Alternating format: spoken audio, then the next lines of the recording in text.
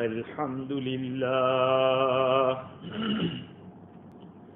الحمد لله وحده والصلاة والسلام على من لا نبي بعده أما بعد فأعوذ بالله من الشيطان الرجيم بسم الله الرحمن الرحيم يا أيها الذين آمنوا كتب عليكم الصيام كما كتب على الذين من قبلكم لعلكم تتقون صدق الله العظيم. وعن سهل رضي الله تعالى عنه عن النبي صلى الله عليه وسلم إن في الجنة بابا يقال له الريان يدخل منه الصائمون لا يدخل أحد غيرهم يقال أين الصائمون فيقومون لا يدخل منه أحد غيرهم فإذا دخلوا أغلق فلم يدخل منه أحد. رواه الإمام البخاري رحمه الله. بزرگوں، پیارے بھائیوں، رمضان کا مہینہ اللہ کے فضل و کرم سے شروع ہو چکا ہے اور الحمدللہ ثم الحمدللہ مسلمان روزہ رکھ بھی رہے ہیں.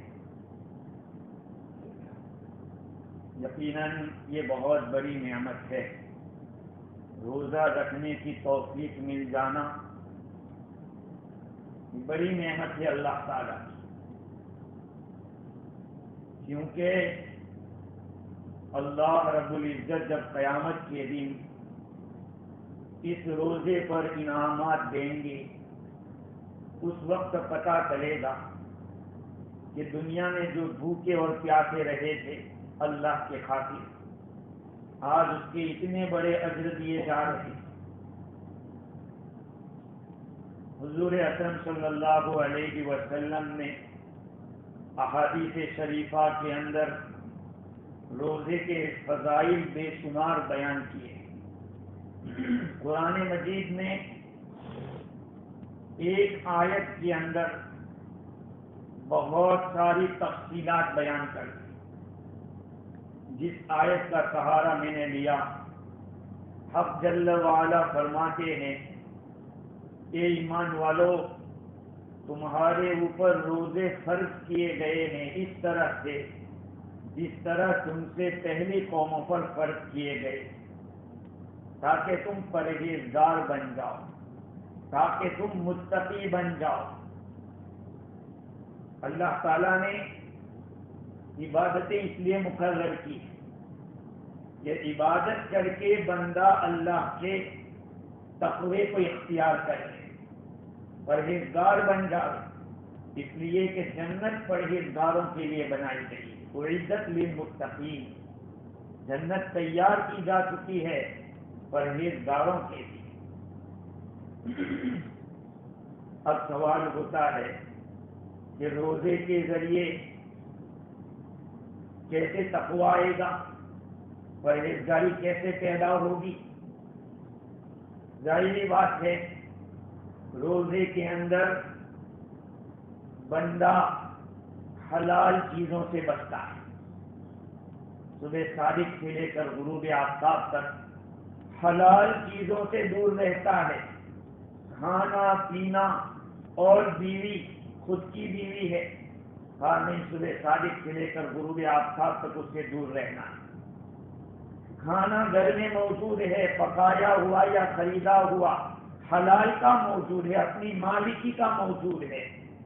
اس کے باوجود اللہ تعالیٰ نے روزہ فرض کیا ہے، اس لیے بندہ صبح صادق سے لے کر غروب آفتاب تک دور رہتا ہے. تو جب اللہ کے خاطر حلال چیزوں سے آدمی بچے گا تو پھر عام دنوں کے اندر حرام سے ضرور بچے گا. جب حلال سے رک رہا ہے تو حرام سے بدل کے اولا رکے گا. تو تقوی اس طرح سے آتا ہے. دوسری بات یہ ہے کہ بھوکا رہنے سے شیطان کے بہت سارے دروازے بند ہو جاتے ہیں. ہاں، شیطان انسان کے اندر بہت دوڑتا ہے، رگوں کے اندر دوڑتا ہے. روزے کے ذریعے ہوتا یہ ہے کہ انسان کمزور پڑ جاتا ہے، اس کی طاقت کمزور ہوتی ہے، صبر و تحمل کا عادی بنتا ہے، برداشت کرنے کا.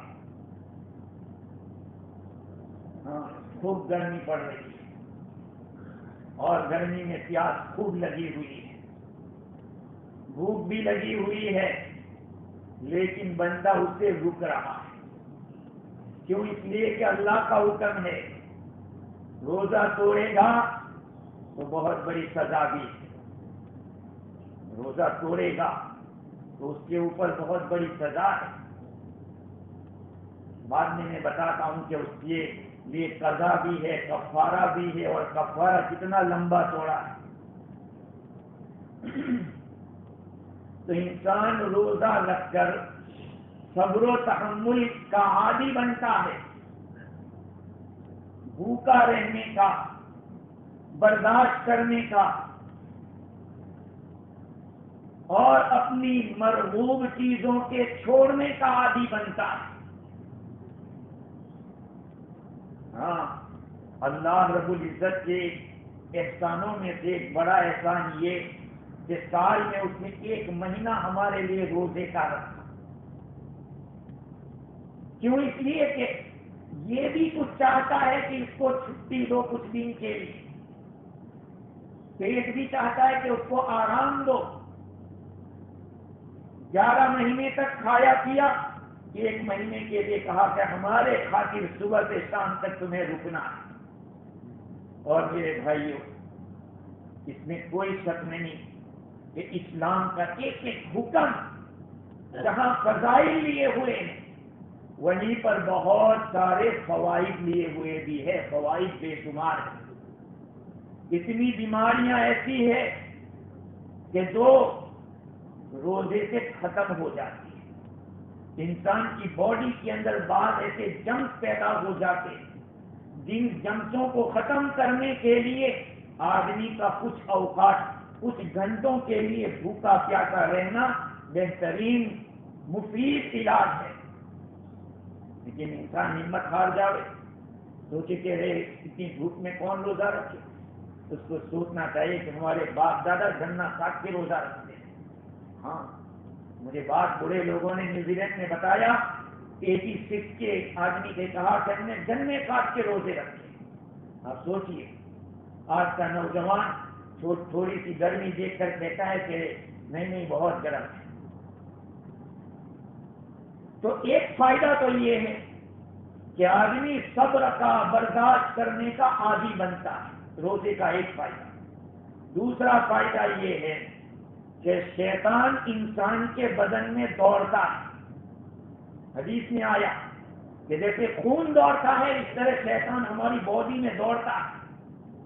لیکن جب روزہ ہوتا ہے تو اس سے وہ شیطان کا دوڑنا کمزور پڑ جاتا ہے. ہاں، انسان کمزور ہے تو وہ بھی اندر کمزور ہوگا. شیاطین جو سرکش شیاطین ہے وہ تو بند ہیں، لیکن ان کے جو چھوٹے چھوٹے چیلے چپاٹے ہوتے ہیں وہ تو گھومتے ہیں. کہا کہ انسان کے روزہ رکھنے سے کمزور پڑ جاتے ہیں. یہ ایک روزے کا فائدہ ہے. اور دوسرا ایک بڑا فائدہ یہ ہے، ابھی میں بخاری شریف کی جو شرح ہے وہ دیکھ رہا تھا، اس میں ایک بات ملی کہ روزے دار روزہ رکھ کے جہنمیوں کے حالات کو سوچے گا کہ اس دنیا میں ہم لوگ جو اللہ کے خاطر بھوکے رہ رہے ہیں، پیاسے رہ رہے ہیں، وہاں پہ جہنمیوں کو جو سزا دی جائے گی جہنم کی، اس میں ان کو بھوکا پیاسا رہنا پڑے. نہ کھانا ہوگا، نہ پینا ہوگا، بھوکا پیاسا رہنا پڑے. آدمی دنیا کے اندر رہ کر اس کو یاد کرے کہ یہ تو اللہ نے حکم دیا ہے ہم لوگوں کو، اس سے ہمیں جنت میں کیا کیا نعمتیں ملے گی، لیکن جہاں سزا کے لیے بھوکا رہنا پڑے گا جہنم کے اندر، وہ کیسا منظر ہوگا۔ اس کے ساتھ ساتھ آدمی روزہ رکھ کر یہ سوچ سکتا ہے کہ جن لوگوں کو دن میں ایک ٹائم کا کھانا ملتا ہے ان پہ کیا گزرتی ہوگی، جن کو دن میں کچھ ہی کھانا ملتا ہے وہ بیچارے کیسے زندگی گزارتے ہیں۔ اس کے ذریعے ہمدردی پیدا ہوتی، اس کے ذریعے احساس پیدا ہوتا ہے ہمارا دین یقیناً 100% ایسا ہے کہ اس پر عمل کرنے والا صحیح معنی میں انسان بن جاتا ہے۔ ہاں انسان بن جاتا، تو کہیں گے ہم تو پیدا ہوتے ہی انسان، بھئی وہ انسان ہم گوشت پوش کے لحاظ سے انسان ہے، لیکن جو کوالٹیز کے لحاظ سے انسانیت ہوتی ہے وہ الگ چیز ہے۔ دنیا میں بہت سارے لوگ گھوم رہے ہیں لیکن انسانیت سب میں نہیں ہوتی۔ ہاں جس کے اندر دوسرے کا فکر ہو، دوسرے کا احساس ہو کہ اس کے اوپر کیا گزرتی ہو۔ آج میرے بھائیو احساس مردہ ہو چکا ہے۔ یہ روزہ ایک بہترین علاج ہے۔ جب بندہ روزہ رکھتا ہے تو اس کے غریبوں کا خیال آتا ہے، ان غریبوں کا جن کو ٹائم پہ کھانا نہیں ملتا، ان بڑے بوڑھوں کا خیال آتا ہے جن کے آگے پیچھے کوئی ہوتا نہیں، ان کو کما کے لا کر دینے والا کھلانے والا تو اللہ ہے، کسی طرح اللہ ان کو پہنچاتا ہے اپنے فضل سے۔ لیکن کبھی فاقہ کسی پہ آیا ہو، کسی کو اس طرح کی بھوک سے سابقہ پڑا ہو، روزے کے اندر اس کا احساس ہوتا ہے اللہ رب العزت نے انسان بنانے کے لیے روزہ فرض کیا۔ اسی لیے تو نبی اکرم صلی اللہ علیہ وسلم نے کیا ارشاد فرمایا، بخاری شریف کی حدیث ہے، حضرت ابو ہریرہ رضی اللہ تعالیٰ اس روایت کے راوی ہے، آقا صلی اللہ علیہ وسلم نے فرمایا الصیام جنت، روزہ ڈھال ہے، ڈھال سے دشمن کا مقابلہ ہوتا ہے۔ دشمن اگر ایسے حملہ کرتا ہے تلوار سے تو اپنی ڈھال کے ذریعے اس کو روکتا ہے۔ کہا روزہ بھی ڈھال ہے، جہنم سے ڈھال بنے گا، گناہوں سے ڈھال بنے گا، ناگواریوں سے ڈھال بنے گا۔ یہ روزے کے اندر اللہ تعالیٰ نے چیز رکھی ہے۔ نبی اکرم صلی اللہ علیہ وسلم فرماتے ہیں فلا یرفث ولا یجہل، روزہ ڈھال ہے لہذا فحش باتیں مت کرو روزے کے اندر، اور جہالت والا کام مت کرو۔ لا یرفث، رفث کے معنی ہے سیکس والی باتیں کرنا۔ ارے باتیں کرنا کیا، موبائل کے اندر وہ چیزیں دیکھنا بھی منع ہے، ایسی بوکیں پڑھنا یا اس طرح کی تصویریں دیکھنا جس کی وجہ سے آدمی کے خیالات برے ہوتے ہو، روزے میں یہ بھی منع ہے۔ لا یرفث کا یہ مطلب ہے کہ آدمی فحش کلام نہ کرے، یا اس طرح سے جماع سے آگے پیچھے کے جو حالات ہوتے ہیں ایسی چیزوں سے بھی بچے۔ ہاں روزے کی حالت میں بوس و کنار سے بھی بچنا چاہیے۔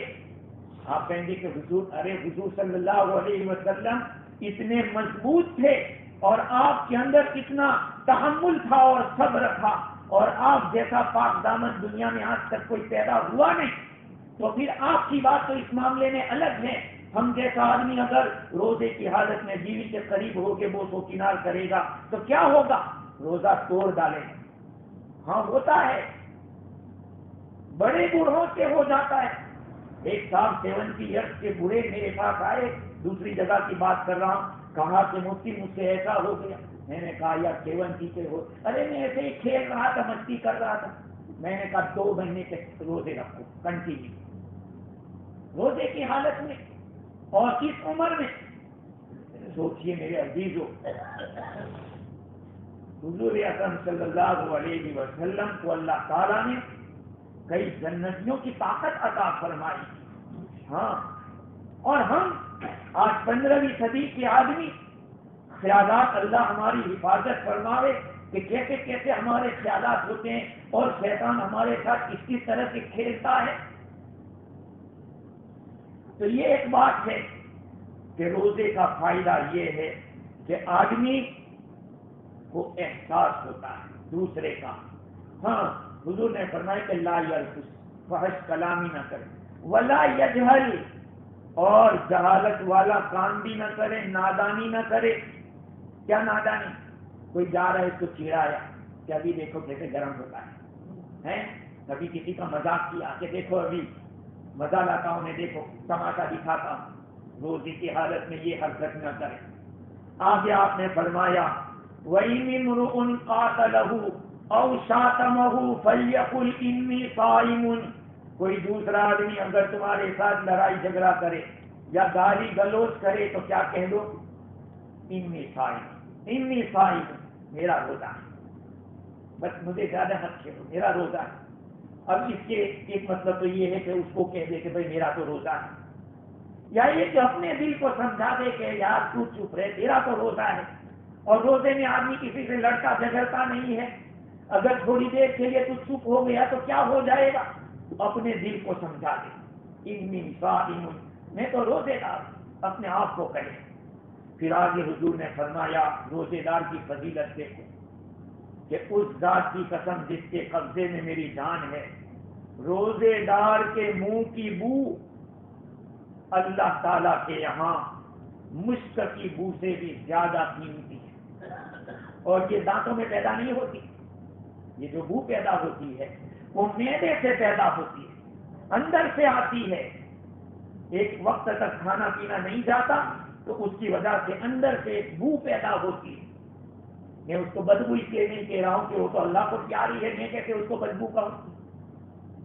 یہ الگ بات ہے کہ علماء نے لکھا ہے بدبو، لیکن یہ کہ اسمیل آتی ہے، یہ اسمیل اللہ تعالیٰ کے یہاں مشک کی بو سے بھی زیادہ پسندیدہ ہے. ظاہری بات ہے کہ اگر کوئی آدمی آپ کا کام کر رہا ہو اور آپ کے کام کی وجہ سے اس کو پسینہ بہ رہا ہو تو وہ پسینہ بھی آپ کو قیمتی لگتا ہے کہ یار میری وجہ سے پسینہ بہ رہا ہے اس کا، تو اس پسینے کی بھی قیمت آدمی سمجھتا ہے. تو اللہ تعالیٰ تو قدردانوں کا قدردان ہے، قدردانوں کا قدردان. تو وہ کیسے آپ کی اس منہ کو مشک سے زیادہ پسند نہیں کرے گا؟ میں نے کہا کہ یہ بو دانتوں میں پیدا نہیں ہوتی، اسی لیے یہاں پہ ایک اختلاف علماء کا ہوا ہے. روزے کی حالت میں مسواک کرنا کیسا ہے؟ امام شافعی رحمۃ اللہ علیہ تو اس بو کے ختم ہونے کی وجہ سے منع کر رہے ہیں کہ تر مسواک نہیں کرنا چاہیے روزے کی حالت میں. لیکن قربان جائے امام ابو حنیفہ رحمۃ اللہ علیہ پر، آپ نے فرمایا کہ روزے میں مسواک جیسے عام دنوں میں سنت ہے، روزے میں بھی سنت ہے، اس لیے کہ مسواک کرنے سے دانتوں کی صفائی ہوتی ہے. وہ جو بو پیدا ہوتی ہے وہ تو معدے سے پیدا ہوتی ہے یا پیٹ سے پیدا ہوتی ہے. اور پسند ہونے کا کیا مطلب؟ اس کا مطلب یہ ہے کہ کل قیامت کے دن یا قبروں سے جب لوگ اٹھیں گے روزے دار تو ان کے منہ سے وہ مشک جیسی بو خوشبو آ رہی ہوگی ان روزوں کی برکت. یا یہ کہ فرشتے جو ہیں ان کو بھی خوشبو پسند ہے، فرشتوں کو آپ کی یہ معدے کی نکلی ہوئی بو وہ زیادہ پسند ہے. حضور اکرم صلی اللہ علیہ وسلم نے آگے فرمایا کہ اللہ تعالیٰ کیا فرماتے ہیں؟ یترک طعامہ وشرابہ وشہوتہ من اجلی. یہ بندہ میرے لیے کھانا چھوڑتا ہے، میری وجہ سے وہ اپنے پینے کو چھوڑ رہا ہے، میری وجہ سے اپنی شہوت کو چھوڑ رہا ہے. الصوم لی، روزہ تو میرے لیے. سارے اعمال اللہ کے لیے ہوتے ہیں، اللہ کے سوا کسی کے لیے کیا ریجیکٹ ہوگا. اسی لیے اخلاص شرط ہے عمل کے قبول ہونے کے لیے. لیکن روزے کے لیے فرمایا کہ وہ میرے لیے. اسی لیے بعض روایات میں آیا الصیام لا ریاء فی، روزے میں کوئی ریا نہیں ہوتی. میں ایک مسئلہ آپ کو بتاتا ہوں. ایک صاحب نماز پڑھ رہے ہیں اور چالو نماز میں کسی سے بھول میں بات کر لی، السلام علیکم کیسے ہیں، وہ نماز کی حالت میں اس نے کہہ دیا، نماز ٹوٹ جائے گی. چاہے بھول سے بولا ہے پھر بھی اس کی نماز ٹوٹ جائے گی. اس کے مقابلے میں ایک آدمی روزے دار ہے اور اس روزے دار نے اپنے روزے کو بھول کر پانی پی لیا، ایک گلاس میں پورا جگ پی گیا، پھر بھی اس کا روزہ قبول ہے. کیوں بھائی؟ اس لیے کہ نماز کی جو ہیئت ہے، رکوع میں ہونا، سجدے میں ہونا، قیام میں ہونا، قاعدے میں ہونا، یہ مذکر موجود ہے. یاد دلانے والی ہیئت ہے کہ تو نماز میں ہے، پھر بھی بات کر لی۔ روزے میں کوئی مذکر نہیں ہے، روزہ تو اندر ہے، پتہ ہی نہیں کسی کو کہ کس کا روزہ ہے کس کا نہیں ہے۔ اس لیے کہا کہ اس میں کوئی ریاکاری نہیں، روزہ تو بندہ اور خدا کے بیچ میں ایک راز ہوتا ہے۔ اور علامہ عینی نے تو یہاں تک لکھا کہ دل کے بعض اعمال ایسے ہیں تو اس کو فرشتے نہیں لکھتے، دل کی بات اللہ جانتا ہے، تو کہا کہ روزے کو بھی فرشتہ نہیں لکھتا، اس لیے کہ وہ بھی خدا اور بندے کے بیچ میں ایک راز ہے۔ تو میں عرض کر رہا تھا میرے عزیزوں کہ اللہ تعالیٰ فرماتے ہیں کہ بندہ میرے لیے کھانا چھوڑتا ہے۔ اور یہ آج اس بات میں کہوں کہ دنیا کا کوئی آدمی ہمارے لیے اتنا کہہ دے کہ یار یہ آدمی میرے لیے بہت کچھ کیا ہے، اس نے، آدمی کی چھاتی پھول جاتی ہے۔ آدمی یہ سوچتا ہے کہ یار میرے لیے اتنا، یہ آدمی سب کے سامنے میری تعریف کر رہا ہے۔ اگر کسی نے کسی پر احسان کر دیا ہو تو سامنے والا اتنا کہہ دے کہ یار اس نے مجھ پر بہت احسان کیا ہے، آدمی کی چھاتی پھوٹ جاتی ہے، آدمی اس کو بہت بڑا سمجھتا ہے۔ اللہ سبحانہ و تعالیٰ فرماتے کہ اس بندے نے میرے لیے کھانا چھوڑا، میرے لیے پینا چھوڑا، میرے لیے بیوی کو چھوڑا، بس یہ میرے لیے کیا تھا، صوم لی ومن اجزی بیوی، روزہ تو میرے لیے ہے اور اس کا بدلہ میں خود دوں گا۔ ایک تو یہ ہے کہ بادشاہ کوئی جیت سے یا پرائز ایسے ہی بھیج دے کہ جاؤ اس کی پرائز، اور ایک ہے کہ اس کو پارلیمنٹ میں بلا کر سارے لوگوں کے سامنے دے تو آدمی پھولے نہیں سماتا۔ ارے پرائم منسٹر سے مسافہ کرنے کو آدمی سعادت سمجھتا ہے، تو اگر پارلیمنٹ میں کوئی نیک چیز دے دی جائے، یہ تو حق سبحانہ و تعالیٰ کے دربار میں پرائز گیونگ ہوگا۔ اور کیسا؟ دوسری حدیث میں امام بخاری رحمۃ اللہ علیہ نے ایک باب باندھا، اس باب کے اندر فرمایا کہ روزے دار کے لیے ایک خاص دروازہ ہوگا، وہ باب الریان ہوگا۔ چنانچہ حضرت سہل رضی اللہ تعالیٰ عنہ روایت کرتے ہیں، نبی اکرم صلی اللہ علیہ وسلم نے فرمایا ان فی الجنتی بابن، ان فی الجنتی بابن، جنت کے اندر ایک دروازہ ہے۔ دیکھو ترجمہ میں جو کرم سمجھنا، ان فی الجنتی، جنت کے اندر ایک دروازہ ہے جس کو ریان کہا جاتا ہے۔ یدخل منہ الصائمون، روزے دار لوگ اس دروازے سے داخل ہوں گے، لا يدخل احد غیرهم، ان کے سوا اور کوئی داخل نہیں ہوگا اس دروازے سے۔ یقال، کہا جائے گا قیامت کے میدان میں، این الصائمون، روزے دار کہاں ہیں، روزے دار کہاں ہیں؟ تو روزے دار کھڑے ہوں گے، لا يدخل منه احد غیرهم، ان کے سوا کوئی اور اس دروازے سے داخل نہیں ہو سکے گا۔ اور جب اور یہ روزے دار جب جنت میں داخل ہو جائیں گے تو وہ باب الریان کو بند کر دیا جائے گا تاکہ کوئی دوسرا داخل نہ ہو سکے۔ آپ دیکھیں ریان کا جو لفظ ہے عربی زبان میں خاص معنی رکھتا ہے، اس کے معنی ہے سیراب کرنا، رویہ یروا، ریان کے معنی سیراب کرنا، خوب پلانا۔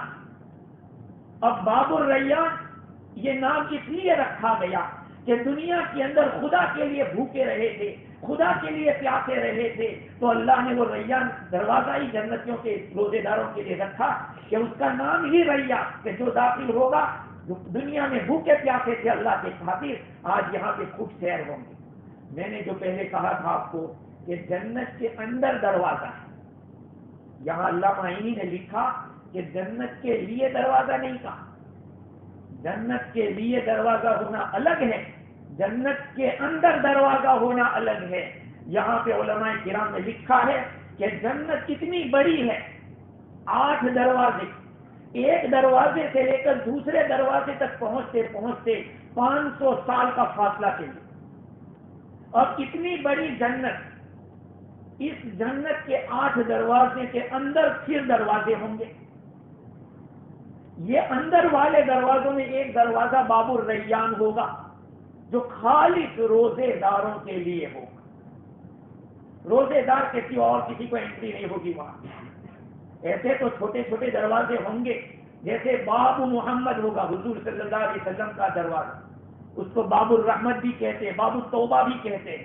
وہ دروازہ کھلا ہے ابھی بھی، جس وقت سورج مغرب سے نکلے گا وہ بند ہو جائے گا، پھر کھول دیا جائے گا قیامت میں۔ کہا کہ یہ باب التوبہ ہے، ایک باب الصلاۃ ہے، ایک باب الصدقہ ہے، الگ الگ چھوٹے چھوٹے دروازے جنت کے اندر بھی ہے۔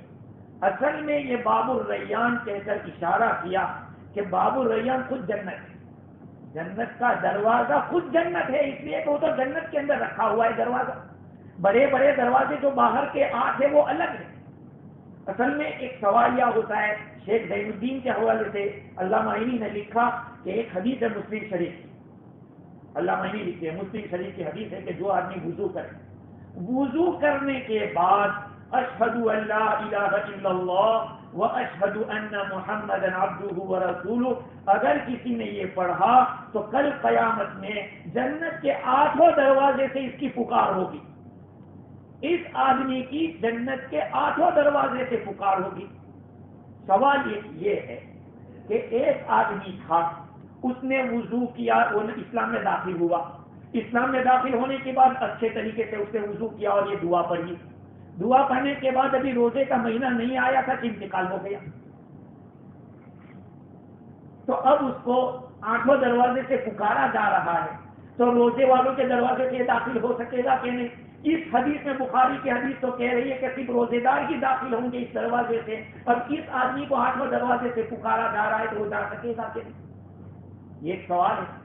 تو آئینی نے اس کا جواب یہ دیا کہ اس کو جنت میں اللہ تعالیٰ اس کے دل میں یہ خواہش نہیں ڈالیں گے جہاں سے روزے دار جا رہے ہیں، وہ اور کسی دروازے سے جانے کی خواہش تو کرے گا لیکن وہ اس دروازے سے نہیں داخل ہونے کی خواہش کرے گا۔ اور دوسرا جواب یہ دیا کہ دیکھو 8 بڑے دروازوں میں سے جہاں سے جانا چاہے جا سکتا ہے، یہ تو اندر کا دروازہ ہے۔ تو دیکھیے اللہ تعالیٰ نے جنت کے اندر باب الریان رکھا ہے اور یہ خالص روزے داروں کے لیے۔ آپ سوچئے کہ روزے کی اللہ تعالیٰ کے یہاں کتنی قیمت ہے، اور قیامت میں ایسا اعلان ہوگا این الصائمون، روزے دار کہاں ہیں؟ یہ روزہ بوجھ نہیں ہے میرے بھائی، اس میں تو ہمارے لیے دونوں ہاتھ میں لڈو ہے۔ جن لوگوں کو بعض بیماریاں ہوتی ہے، گیسٹرک ہے یا اس طرح کی بیماریاں ہوتی ہے، روزے میں ٹھیک ہو جاتا ہے، اور اس کے ساتھ ساتھ جو ثواب تو ہے وہ تو اپنی جگہ ہے ہی، اتنا بڑا ثواب کہ اس کے منہ کی بو کو بھی اللہ تعالیٰ اتنی پسند فرماتے ہیں، اور مغفرت کا سبب ہے۔ نبی کریم صلی اللہ علیہ وسلم نے ارشاد فرمایا من قام رمضان ایمانا واحتسابا غفر له ما تقدم من ذنبه، جو آدمی رمضان کے روزے ثواب کی نیت سے رکھتا ہے، ایمان کے ساتھ رکھتا ہے، دیکھو یاد رکھنا، ورنہ آج کی دنیا میں غیر مسلم بھی روزہ رکھ رہے ہیں، ہاں پورے مہینے کے رکھتے ہیں، یہ بات یاد رکھنا، غیر مسلم بھی روزہ رکھتے ہیں، ان کا مقصد چاہے کچھ بھی ہو، ہمارا مقصد تو یہ کہ ہمارا ایمان ہے اور ہمیں ہمارے رب نے حکم دیا ہے، اس لیے اگر کوئی اس نیت سے رکھتا ہے کہ ایمان کا تقاضا ہے اور ثواب کی بھی امید ہے، غفر له ما تقدم من ذنب، یہ سارے اگلے گناہ معاف ہو جائیں گے، چھوٹے گناہ تو ایسے معاف ہو جائیں گے۔ اب دیکھو میرے بھائیو، روزہ بندہ اللہ کے لیے رکھتا ہے، ظاہری بات ہے کہ اس کے لیے رکھا ہے تو اس نے جیسے چاہا ہے ایسے رکھا جائے، تبھی تو تقویٰ بھی پیدا ہوگا ہیں۔ اگر روزہ اس کے ڈھنگ سے رکھیں گے تو پھر اس کا فائدہ ہوگا، ورنہ نماز کے بارے میں آیا کہ نماز بے حیائی اور برائی سے روکتی ہے، لیکن بات کہتے ہیں کہ یار وہ 5 ٹائم کی پڑھتا ہے لیکن وہ یہ تکلیف دیتا ہے، یہ کرتا ہے وہ کرتا ہے، تو بھائی ہو سکتا ہے اس کی نماز اس درجے کی نہ ہو، اس کی نماز اس درجے پر ابھی تک نہ پہنچی ہو۔ آدمی ایک دم سے تھوڑی پہلے دن سے اتنی خلوص اور خوشو خضو والی نماز پڑھنے لگ جاتا ہے، برس ہاں برس لگ جاتے ہیں، تب جا کے کچھ ذہن لگتا ہے کہ ہاں میں مسجد میں ہوں۔ پہلے تو آدمی عادت بنتی ہے، عادت بنتی بنتی پھر دھیرے سے عبادت بنتی ہے، اور اس کے بعد پھر خوشو اور خضو یہ ساری چیزیں آتی ہے۔ آپ ایک دن سے اگر یہ کہو کہ آج ہی سے مشکل ہے، دھیرے دھیرے، تو پھر میں یہ عرض کر رہا تھا کہ روزے دار روزہ جس طریقے سے رکھنا ہے اس طریقے سے رکھے گا تو اس کا ضرور فائدہ ہوگا، اور نبی اکرم صلی اللہ علیہ وسلم کا ارشاد ہے کہ روزے دار کو چاہیے کہ غیبت سے اور دوسرے گناہوں سے بچے۔ اگر ایسے گناہوں سے الصائم فی عبادتی ما لم یغتب مسلما او یؤذیہ، روزے دار عبادت میں ہے جب تک کہ کسی کی غیبت نہ کرے اور کسی کو ستاوے نہیں۔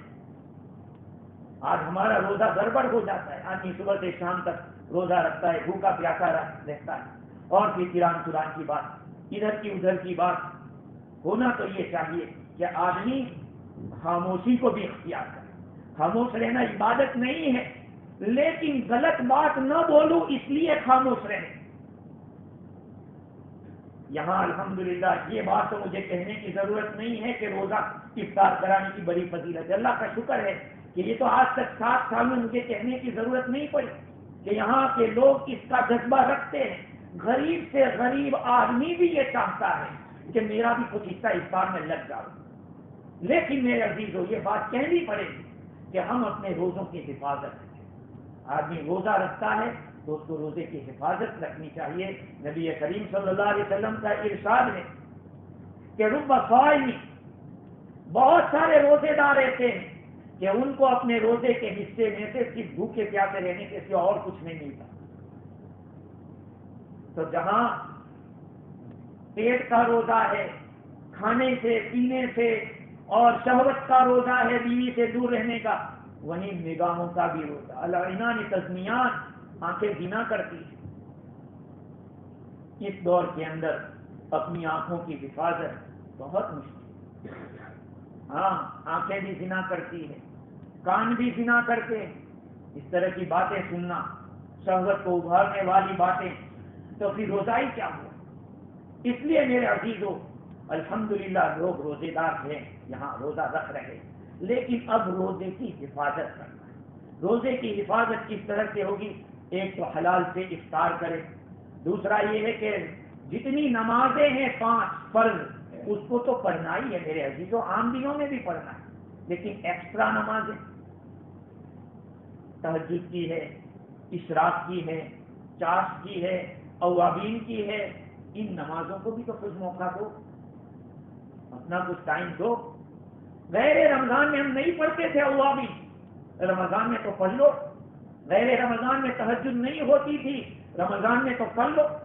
ایک نفل ایک فرض کے برابر، اور ایک فرض 70 فرض کے برابر، اتنے سارے دام اللہ تعالیٰ نے بڑھا دیے، تو پھر ہماری طرف سے خریداری میں کیوں اضافہ نہ ہو؟ دنیا کے ساز و سامان کے اندر ہم لوگ دوڑ لگاتے ہیں اگر کوئی چیز سستی ملتی ہے یا اسپیشل پر ہوتی ہے، یہ تو اللہ رب العزت نے اسپیشل لگایا ہے پورے رمضان کے لیے۔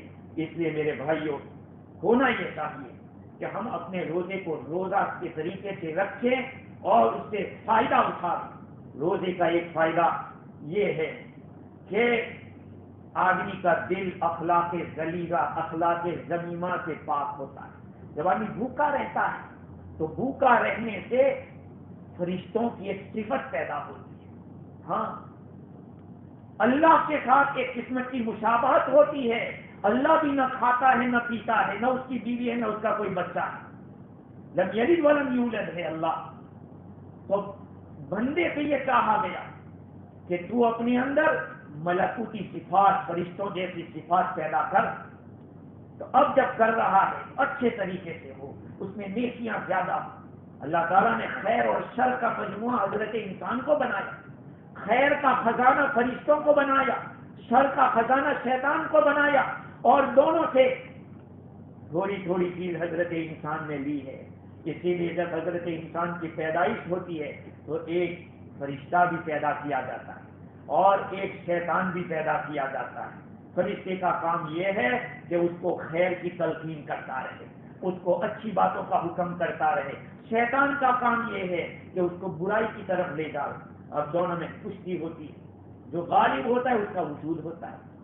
تو میرے عزیزو، اللہ رب العزت نے یہ رمضان کا مہینہ رکھا ہی اس لیے ہے کہ آدمی اس کے ذریعے اپنے آپ کو پریکٹس کرے، اس کے ذریعے اپنی ایک عادت بناوے کہ رمضان کے ایک مہینے کے اندر جیسے ہم لوگ ایک شائستہ انسان کی طرف رہتے ہیں اور ایک سلجھے ہوئے انسان کی طرح رہتے ہیں، زیادہ ادھر ادھر کے، بہت بکھیرے نہیں، بہت زیادہ گڑبڑ نہیں، آدمی بہت ذرا لمٹ میں رہتا ہے۔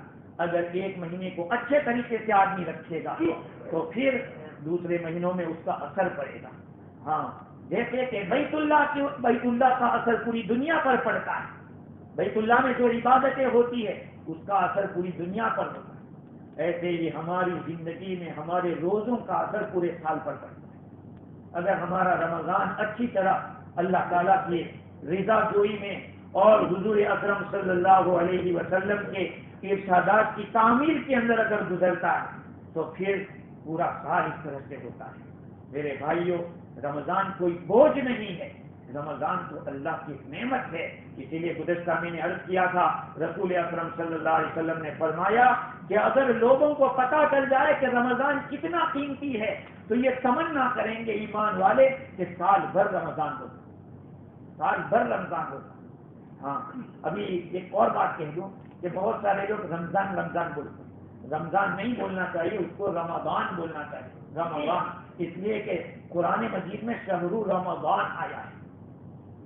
بعض علماء تو اس کو صرف رمضان کہنے کو بھی منع کرتے ہیں، جیسے کہ عطا ہے اور مجاہد ہے، لیکن امام بخاری رحمۃ اللہ علیہ نے حدیث بیان کی کہ حضور اکرم صلی اللہ علیہ وسلم نے صرف رمضان کا لفظ بھی استعمال کیا ہے۔ دیکھو آپ غور کرو اس بات کے اوپر کہ حضور صلی اللہ علیہ وسلم کی ایک ایک بات کی نوٹس کی گئی کہ آپ نے شہر رمضان بھی فرمایا، صرف رمضان بھی فرمایا۔ اور جو لوگ کہتے ہیں کہ مکروہ ہے، ان کا کہنا ہے کہ رمضان ہو سکتا ہے اللہ تعالیٰ کا نام ہو، شہر رمضان یعنی اللہ کا مہینہ، لیکن امام بخاری نے کہا کہ حضور صلی اللہ علیہ وسلم سے دونوں چیزیں۔ ہاں، اسی لیے میں بار بار ایک بات کہتا ہوں، یہ آپ لوگ سمجھے یا نہ سمجھے اس بات کو، حضور صلی اللہ علیہ وسلم کی ہر بات ریکارڈ، صحابہ کرام نے اس کو نقل کیا، اسی لیے کوئی بھی مسئلہ ہوگا وہ کتاب و سنت کی روشنی میں اس کو حل کیا جائے گا، قرآن و حدیث کے۔ اب دیکھو یہی امام بخاری نے ہیڈنگ قائم کر دیا، اس ہیڈنگ کے نیچے حدیث لائی، اور دو حدیثوں میں ایک نے کہا کہ حضور نے رمضان کا لفظ سنگل استعمال کیا، اور دوسری حدیث میں فرمایا کہ شہر رمضان، حضور نے مہینہ شہر کا لفظ ساتھ میں استعمال کیا۔ تو میرے عزیزو، یہ رمضان کا مہینہ جو اللہ نے ہمیں دیا، یہ صرف ہمارے پر فرض نہیں، قرآن کہتا ہے ہم سے پہلے بھی دوسری قوموں پر فرض تھا۔ ہاں، کرسچنوں پر بھی تھا، رمضان کا روزہ، پورے مہینے کا روزہ رکھنا پڑتا تھا، لیکن انہوں نے کیا کیا؟ انہوں نے کچھ اضافہ کر دیا۔ ان کا کوئی پادری بیمار ہو گیا تو کہا کہ اگر یہ اچھا ہو گیا تو ہم 10 دن روزہ اور بڑھا دیں گے، تو 40 کر دی۔ پھر ایک دفعہ خوب گرمی میں روزے آئے تو کہا کہ چلو اس سال ہم ٹھنڈی میں رکھتے ہیں، 10 روزے اور زیادہ رکھ لیں گے، تو 50 ہو گئے۔ اس طرح سے ان کے یہاں زیادہ ہوئے۔ باقی نفس روزہ ان پر بھی فرض تھا۔ بنی اسرائیل میں عاشورہ کا روزہ فرض تھا، 10ویں محرم کا روزہ فرض تھا۔ اب سوال یہ ہوتا ہے کہ اس میں کیا حکمت ہے کہ 30 دن کے روزے رکھوائے گئے؟ اس حکمت کو بیان کرتے ہوئے علامہ عینی نے لکھا کہ اصل میں بات یہ ہوئی، حضرت آدم علیہ السلام جب جنت میں تھے اور وہ گیہوں کا دانہ یا کسی بھی چیز کا جس کو کھانے سے منع کیا گیا وہ کھا لیا، اس دانے کا اثر 30 دن تک رہا پیٹ کے اندر، تو کہا کہ اب 30 دن کے روزے اس امت کے اوپر 30 دن کے روزے فرض کیے گئے۔ تو اللہ تعالیٰ نے قرآن پاک میں روزے کو جو بیان کیا اس کا انداز بھی ایسا رکھا کہ کوئی مشکل نہ ہو۔ یا ایھا الذین آمنوا کتب علیکم الصیام، اے ایمان والو تمہارے اوپر روزے فرض کیے گئے، کما کتب علی الذین من قبلکم، کہ تم پر فرض نہیں ہوئے، تم سے پہلوں کے اوپر بھی فرض ہوئے تھے، لعلکم تتقون، یہ اس لیے فرض ہے کہ تم پرہیزگار بن جاؤ، تمہارے اندر تقوی آ جائے۔ ایاما معدودات، ارے چند ہی دن تو ہے، کون کہہ رہا ہے؟ اللہ تعالیٰ فرما رہے ہیں کہ کچھ گنے چنے دن کے روزے ہیں، بوجھ مت سمجھنا، یہ تو چند ہی دن کے روزے۔ تو آدم علیہ السلام سے لے کر حضور اکرم صلی اللہ علیہ وسلم تک جتنے انبیاء کرام تشریف لائے ان میں کسی نہ کسی درجے میں روزہ تھا۔ اسلام کے آنے سے پہلے، حضور کی بعثت سے پہلے، بلکہ یوں کہو کہ رمضان کے روزے فرض ہونے سے پہلے، کیونکہ یہ تو سن ہجری 2 میں فرض ہوئے اور اسلام تو اس سے 15 سال پہلے آ چکا ہے، 13 سال مکی زندگی، 2 سال دوسرا سال مدنی زندگی، تو اس میں ایام 20 کے روزے حضور رکھتے تھے، اسلامی کیلنڈر یاد رکھنا، انگریزی میں 13، 14، 15، اسلامی کیلنڈر کے اعتبار سے 13, 14, 15 اس کا روزہ حضور رکھتے تھے. اور حنفیہ تو یہ کہتے ہیں کہ عاشورہ کا روزہ پہلے فرض رکھا, جب رمضان کے روزے فرض ہوئے تو وہ کینسل ہو گیا تھا. اب یہ بھی فرض رہے گا, وہ فرض نہیں, جس کو رکھنا ہوتا ہے رکھے, نہ رکھے. لیکن حدیث کے الفاظ سے ایسا پتہ چلتا ہے کہ آقا صلی اللہ علیہ وسلم نے فرمایا کہ رکھنا چاہیے. ومن شاء فلیصم ومن شاء افطر, یہ الفاظ بتا رہے عربی گرامر کے اعتبار سے کہ جس کو چاہیے تو روزہ رکھے, نہ چاہے تو افطار کر دیا کرے. مطلب یہ ہے کہ رکھنا اچھا ہے. تو خیر میرے عزیز ہو, یہ رمضان کا مہینہ اللہ تعالیٰ نے دیا ہے, اس میں یہ ہے کہ روزے کی حفاظت کرے, اور روزے کو توڑ دینا بہت بڑا گناہ ہے. ہاں اگر کوئی مجبور ہو گیا ہے, ایسا بیمار ہو گیا کہ اب وہ نہیں آگے بڑھ سکتا تو توڑ دے, لیکن ایسے ہی چھوڑ دیا, بیوی کے ساتھ تھے اور گڑبڑ کر دی, روزے کی حالت میں روزہ توڑ دیا, دونوں کو کفارہ دینا پڑے گا. یہ نہ سوچے کہ میں جوان ہوں یا میں بوڑھا تھا اور میں برداشت نہیں کر سکتا. یہ 60 دن کے روزے رکھنے پڑیں گے کنٹینیو, اور ایک قضا رکھنا پڑے گا, یعنی 61 ڈے. یہ ہے روزے کا کفارہ.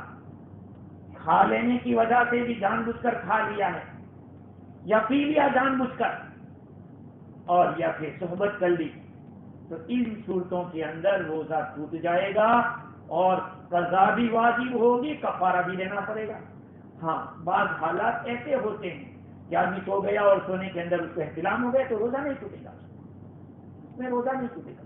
کسی کو قید ہو گئی ہے, یہ نہ سوچے کہ میرا روزہ ٹوٹ گیا, نہیں, ہو گئی ہے. بہت سارے مسائل ایسے جس میں لوگوں کو کنفیوژن ہوتا ہے. کنفیوژن کو دور کریں, اپنے اعمال کو درست کریں. ایک مسئلہ نیت کا ہوتا ہے کہ ہم تو نیت نہیں جانتے, یہ کیا نیت لکھی ہے, تو بھائی سحری کھائی کہ کیوں کھائی, کا روزہ رکھے, بس ہو گئی, یہی نیت ہے. سحری میں کھانا کیوں کھا رہے, کا روزہ رکھے, تو وہی تو نیت ہے. یہ الفاظ ضروری نہیں ہے. آپ نے اتنا کہہ دیا کہ میرا آج کا رمضان کا روزہ ہے, ٹھیک ہے, اللہ تعالیٰ سب زبانوں کے پیدا کرنے والے. تو اسلام میں آسانی, ان آسانیوں کو ہمیں سمجھنا چاہیے. اللہ تعالیٰ مجھے بھی اور آپ کو بھی مقبول روزے نصیب فرماوے, اور ایسے روزوں کی توفیق دے کے اللہ راضی ہو جائے. وآخر دعوانا الحمدللہ.